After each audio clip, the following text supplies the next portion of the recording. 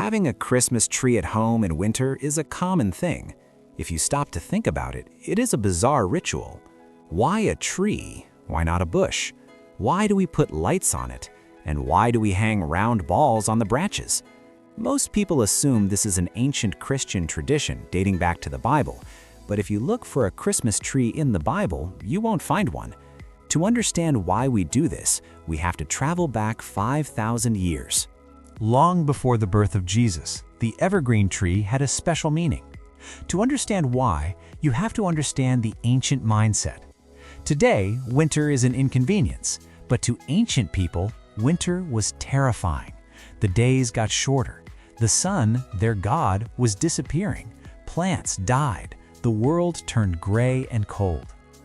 Early civilizations believed that the sun god had fallen ill. The winter solstice, the shortest day of the year, usually December 21st or 22nd, was the turning point. It was the day the sun god began to recover. To celebrate, people looked for the only things in nature that didn't die: evergreens. In ancient Egypt, they worshipped Ra.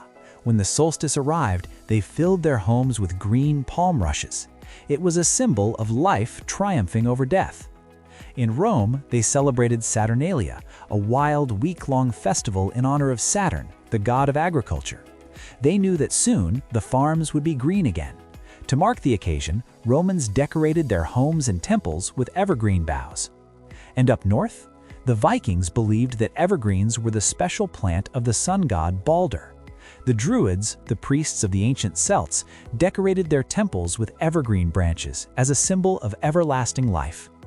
In other words, people used to think that greenery indoors equals protection against the darkness. But how did this pagan custom become Christian? Legend points us to the 8th century and a man named Saint Boniface. Boniface was an English monk traveling through Germany to convert the pagan tribes. The story goes that one Christmas Eve, he stumbled upon a group of pagans preparing a horrific sacrifice at the base of a massive oak tree, the Thunder Oak, dedicated to the god Thor. To stop the sacrifice, Boniface grabbed an axe. With one mighty swing, and perhaps some divine help, he chopped down the massive oak. As the oak fell, it crushed every bush around it, except for a tiny fir tree. Boniface pointed to the fir tree and said, "This little tree, a young child of the forest, shall be your holy tree tonight. It is the wood of peace, for your houses are built of the fir. It is the sign of an endless life, for its leaves are ever green. See how it points upward to heaven. Let this be called the tree of the Christ child."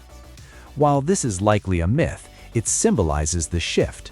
The scary oak of Thor was replaced by the fir of Christ. The celebration moved from the dark forest into the safety of the home. Now, let's fast forward to the Middle Ages. This is where the tree starts to look like the one in your living room. In medieval Europe, most people couldn't read, so the church taught the Bible through plays. December 24th wasn't just Christmas Eve, it was the feast day of Adam and Eve. On this day, churches would put on a paradise play, retelling the story of creation. The main prop on stage? A pine tree with apples hanging on it, representing the Garden of Eden and the forbidden fruit. Even after the plays were banned for getting too rowdy, devout Germans missed the tradition. They started bringing paradise trees into their homes on December 24th. They hung apples on the branches to represent the fall of man, and wafers, like communion wafers, to represent redemption. Keep this in mind: apples and wafers. Over time, the wafers turned into cookies, and the heavy natural apples were eventually replaced by lighter glass balls. That is why your standard Christmas ornaments are red and round. So we have the tree and we have the ornaments, but what about the lights? For this, we look to the Protestant Reformation.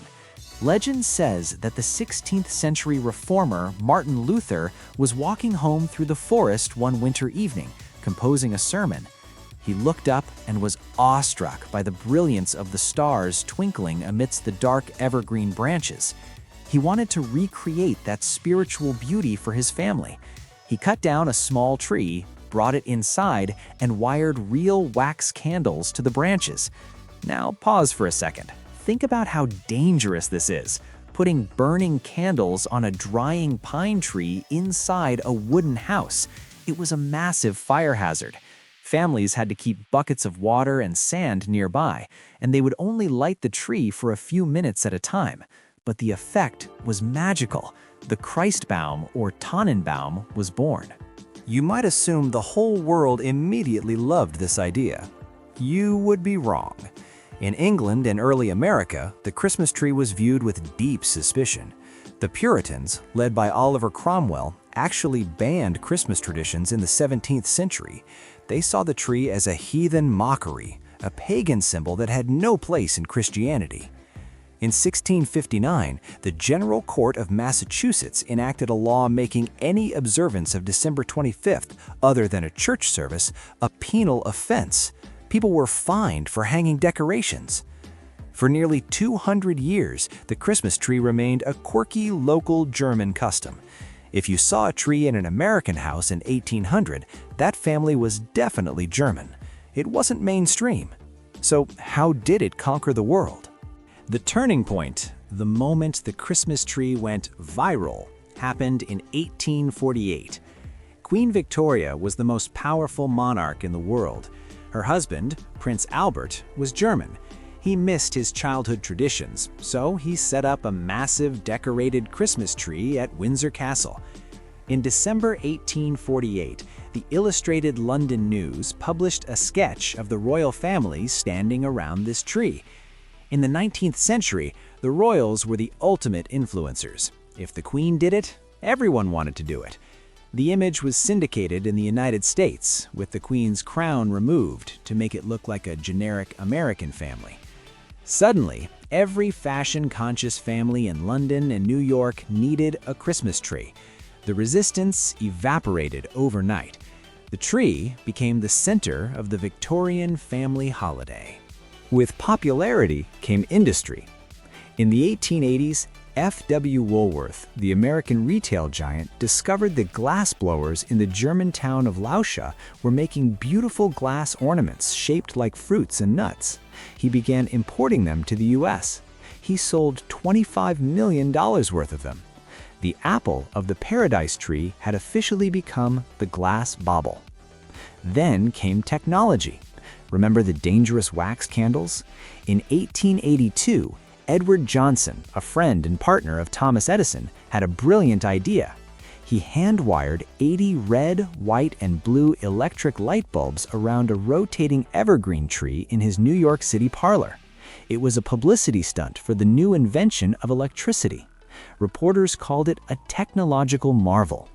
It took a few decades for electricity to become affordable, but by the 1920s, the fairy lights we know today had replaced the dangerous candles. The tree was now safe, bright, and modern. Today, the Christmas tree has transcended its origins. We have artificial trees, invented, funnily enough, by a toilet brush company in the 1930s. We have fiber optic trees. We have upside-down trees.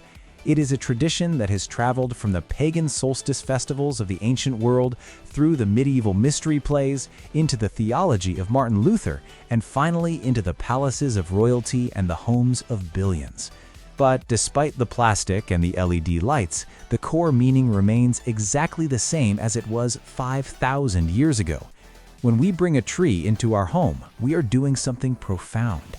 We are bringing a piece of nature inside to shelter us from the cold. We are setting up a symbol of life that refuses to die in winter. And when we light it up, we are pushing back against the longest, darkest nights of the year, reminding ourselves that light, warmth, and spring will always return. Tell me in the comments, do you use a real tree or a fake one? And do you use white lights or colored lights? The debate is on. So, when you look at your tree tonight, remember, you are looking at history. If you enjoyed this journey through time, please hit that like button and subscribe to the channel. We have a lot more history to uncover.